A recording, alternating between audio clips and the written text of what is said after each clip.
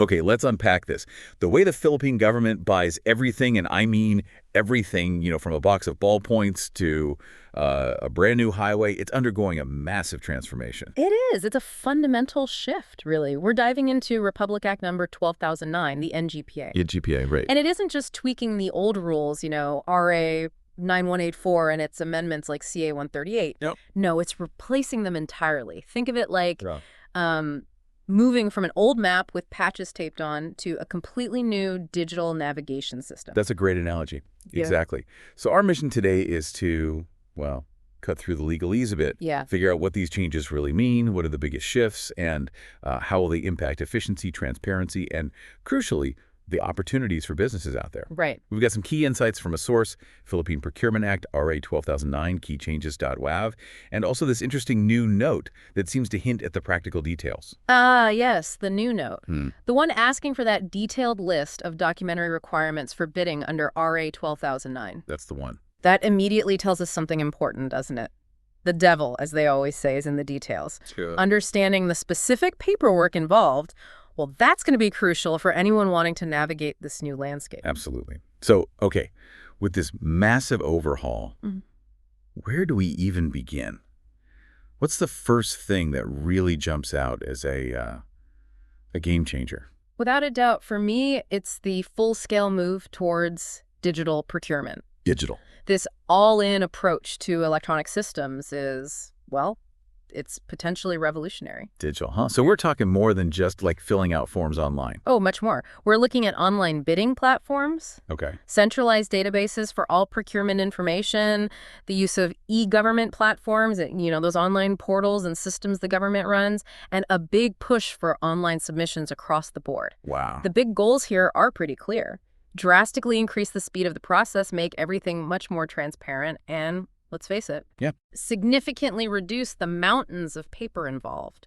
Just imagine not having to courier those thick envelopes of documents anymore. The paperless office, finally coming to government procurement. That sounds like a huge efficiency boost for everyone involved, really, especially businesses trying to submit bids. It really should be. And this digital transformation, it's closely linked to another key change. Which is? The push for standardization and simplification.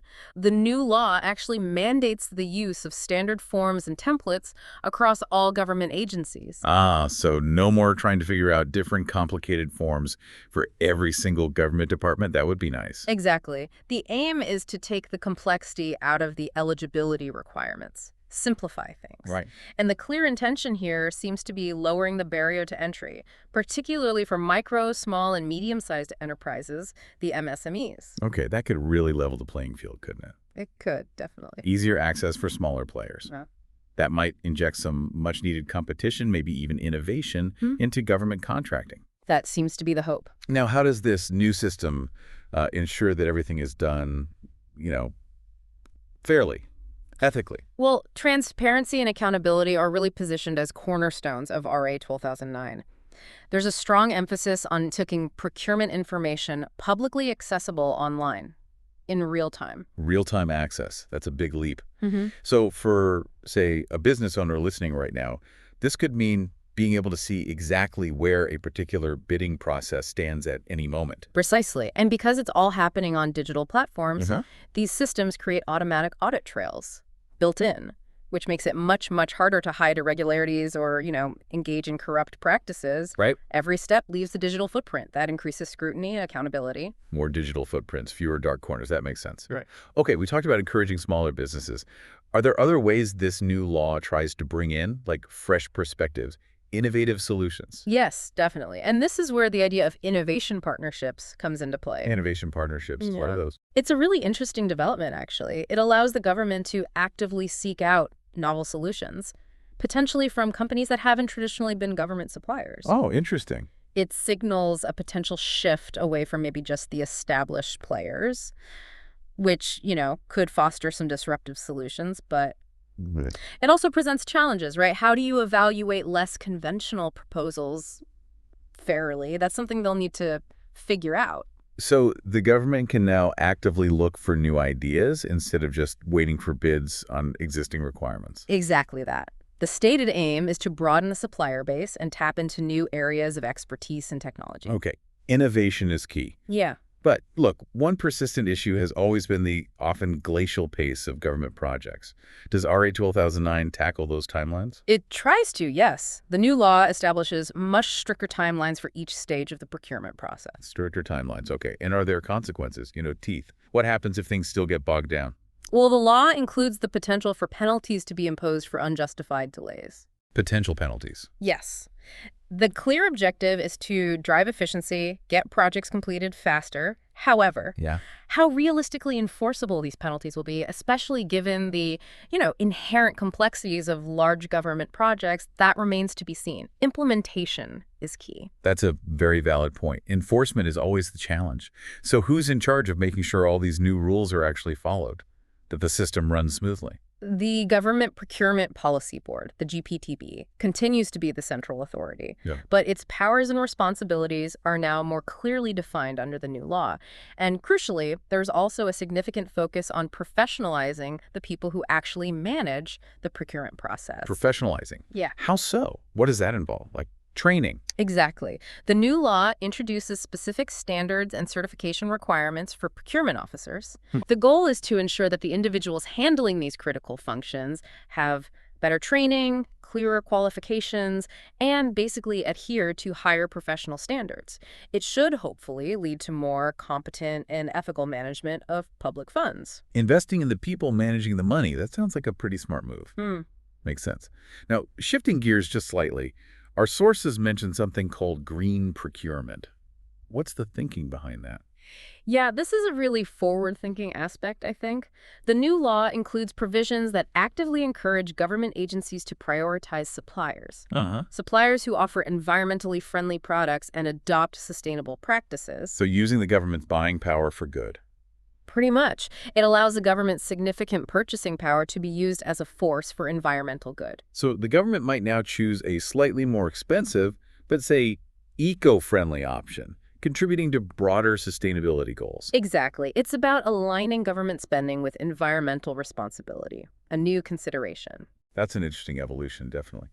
What about when urgent situations come up, like natural disasters, Yeah. typhoons? Are there changes to how procurement happens in emergencies? Yes, the rules for emergency procurement and negotiated procurement have been updated, particularly for disaster response. Okay. There's now greater flexibility built in to expedite the acquisition of essential goods and services when they're most needed. When a typhoon hits, you just can't afford to wait months for a standard bidding process. No, absolutely not. That makes complete sense. Speed and agility are crucial then. Yeah. And to ensure everyone takes these new rules seriously, are there stronger deterrents for violations? Better enforcement? Absolutely. The new law outlines more stringent penalties and clearer guidelines for blacklisting individuals and companies that violate the procurement regulation. Blacklisting it. Yeah, the emphasis is definitely on stronger enforcement and increased accountability, trying to discourage wrongdoing. So it really does sound like a comprehensive overhaul. Huge implications. How quickly do these changes need to happen across all government agencies? Is it like flip a switch on day one? No, not at all. There's a 3-year transition period. 3 years. Yes, 3 years provided for government agencies to fully adopt and comply with all the requirements of RA 12009. It's designed as a phased rollout, giving agencies time to adapt their systems, their processes, train their people. Okay, so a gradual shift, not an overnight transformation. That seems sensible. Now, let's just circle back quickly to that new note we mentioned at the start, the one asking for a detailed list of bidding document requirements. How does that specific request connect with all these broader changes we've been discussing? Well, the need for that detailed list of documentary requirements under the new law, RA 12009, it's really a direct result of these broader shifts. How so? It comes from the move towards standardization, towards digital submissions, and also the more rigorous eligibility verification and evaluation during the bidding process. Agencies basically need to clearly define exactly what documentation is required now to ensure everyone is compliant within this new, more structured framework. It's all about providing clarity in a system that aims to be more transparent and standardized. Makes sense, right? It does.